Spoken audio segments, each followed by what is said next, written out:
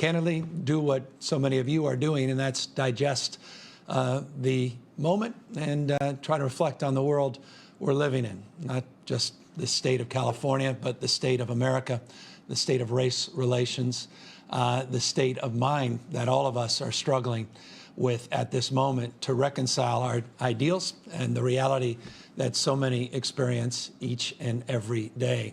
I come to you almost each and every day talking about values, talking about principles that transcend. It's a point of deep pride for me as a fifth-generation Californian that I live, like 40 million others, in the most diverse state in the world's most diverse democracy. It's a point of pride, and it's also a point of privilege, because I often reflect on the fact that this state is, in so many respects, America's coming attraction. The future happens here first. We talk in universal terms in the state of California, 27% of this state being foreign-born, a majority-minority state. You've heard me on ad nauseum occasions wax on about the lessons that I learned growing up and the impact so many faith leaders had on my life. Father Cause at Santa Clara University reminding us that the Bible teaches us we're many parts but one body. And when one part suffers, we all suffer. It's reminded those words today, yesterday, day before, as I reflected in a very poignant way on what happened tragically a few days ago to George Floyd, when my kids grabbed me before I got out of the car coming home. They were in their pajamas, my 10-year-old with my wife's cell phone in hand. And somehow she had gotten onto TikTok, and she was teared up. And she wanted to talk to me about this incident. And she had the video on this TikTok of a police officer, a white police officer. His knee was at the neck of a young man who was desperate to breathe. And my daughter wanted to make sure I saw it. And she was trying to reflect, 10 years old, on what it meant. And here she was tearing up because she knew it was wrong. My son, 8 years old, said, "It's not just wrong, Dad. It's worse than wrong." He said, because bad people are supposed to be bad, but good people are supposed to be good. That's what makes this wrong. And no sooner did he do that, Dutch, my 4-year-old, said, "That's not right, Hunter. Police officers are good people," and he ran away. My daughter, Brooklyn, true story, by the way, my daughter, Brooklyn, just started to break down completely and ran away herself, said, "I can't talk about all this." That was before I even walked into the house. 4 young kids trying to come to grips with what millions of Americans are trying to come to grips with. Not lost on me the privilege of that conversation. Not lost on me the privilege of being governor, privilege of my background, privilege of that my kids have in terms of their upbringing, the fact that they're white, the fact that unlike so many of their friends, so many of my closest friends, they don't have to raise their kids. I don't have to raise my kids like my friends' kids are raised, and so many other millions of Americans' kids are raised to, be in a car, pulled over, and we need to put their hands on the wheel, not to go out with a hoodie on, not even curb, have that conversation at my home, but it's a conversation people are having all across this country for decades and decades and decades and decades, and it seemingly just doesn't end. When will it end? Here we are faced with that question yet again in deep and profound and emotional ways. And you start to appreciate, I've been in an elected office now, that program passing a law, you're not solving problems. You got to change culture. You got to change people's hearts and minds. It's not just laws on the books. We have got to fundamentally change who we are and recognize what we're capable of being. My wife and I, after that incident, my wife, who's been a champion for the cause of equality in this state and in our nation, has written about it, directed a number of documentaries in this space, reminded me about the most foundational value which she thinks we need to express, and that is a recognition that we have a country that predominantly values power, dominance, and aggression over care, empathy, and collaboration. That the predominant values we seem to be so attracted to as a nation, they're not serving us anymore. Power, dominance, and aggression over care, collaboration, and empathy. That struck a chord with me. She's been saying it for years, but it strikes a chord at this moment in particular. And I think we would all be wise to consider that we have the capacity to be more caring, to be more empathetic, and to be more collaborative. And so this moment weighs heavily, I know, in the hearts of so many. There's deep anger, there's deep frustration, there's deep fear. And I can attest to that, but only intellectually. One of my oldest friends, Derek Smith, he just sent me a picture of his son, who I knew since he was born. He just graduated from USC. That same kid, no less than 4 years ago, before he was graduating from a high school in Marin County, was pulled over by the local sheriff for no other reason than he was driving with his brother in a car, and he happened to be black. I remember Derek calling me in panic, lighting up my phone saying, need to talk to you, need to talk to you.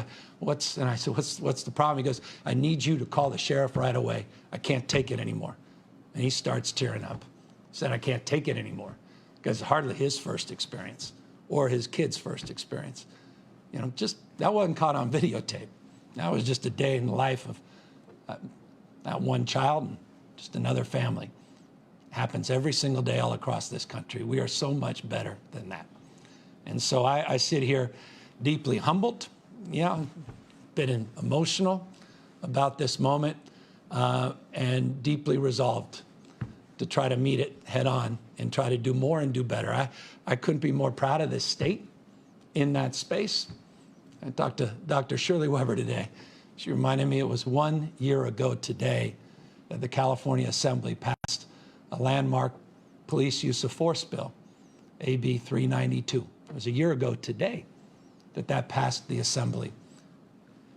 And how proud we all were of her and a coalition behind her that included law enforcement, that met that moment a year ago to work together across their differences in a collaborative spirit to recognize that we could do more and do better on the issue of training our police officers on implicit bias. And we could do more to provide the support and resources to truly train our police officers, not mandate certain things without supporting that change of behavior.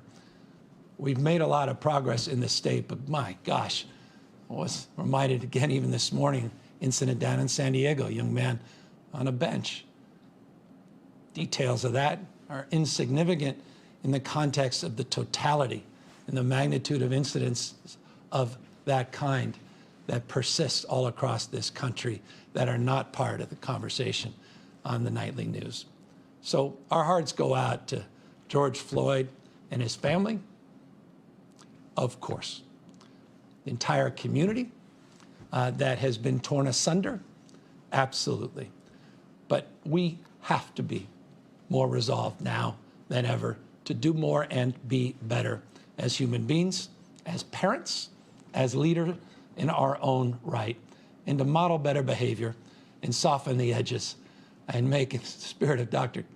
King and Kennedy, to make more gentle the life of this world, because it was King, just like Father Cause, that reminded all of us that we're all bound together by a web of mutuality, that we're all in this together.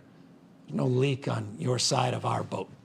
And so in that spirit of the Commonwealth and that spirit that defines the best of our state, the best of our nation, and what we promote and what we promise, I hope we can all just practice a little bit more and lean into this moment and make this moment more meaningful, not just in the spirit of a young man whose life was taken away, but in the spirit of so many lives that are impacted every single day through structural racism and through our incapacity as a society to wake up to the realities that persist all across this state and all across this nation.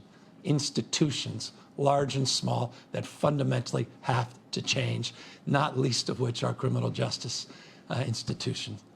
we can do more, we can do better. And so forgive me for being long-winded.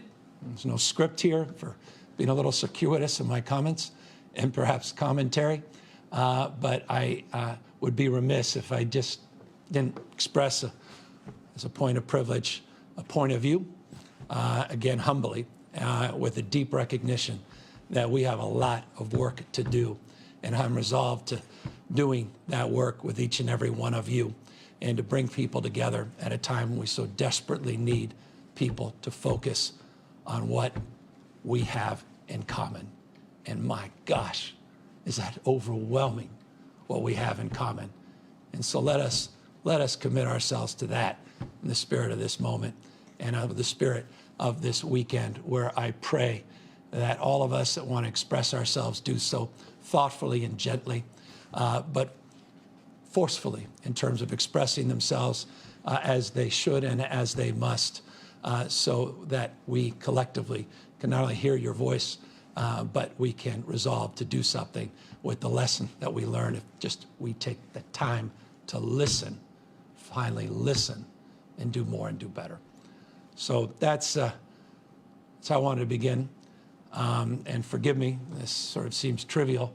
I want to now transition a little bit into the work at hand and connect a dot, because the issues related to COVID-19, the issues related to health, the issues related to our economy and our economic recovery have obvious tenets that connect this moment so directly. The issues of race, the issues of racism, the issues are a big part of the real work that we have in front of us as it relates to addressing the issues of public health, public safety, and economic growth and recovery. I'm going to set forth some slides that lay out some principles that we are advancing in the state of California as we make modifications to our stay-at-home order. And then I will also present some slides which highlight what I mean as it relates to the disparities that persist, that came into this crisis and persist through this crisis, that also must be addressed if we are to do justice as a state and as a nation. So fundamentally, and again, forgive me for the transition, let me begin with a foundational principle, which is a core construct, and that is a reminder that localism is determinative. At the end of the day, whatever our ideals are as a state and as a nation,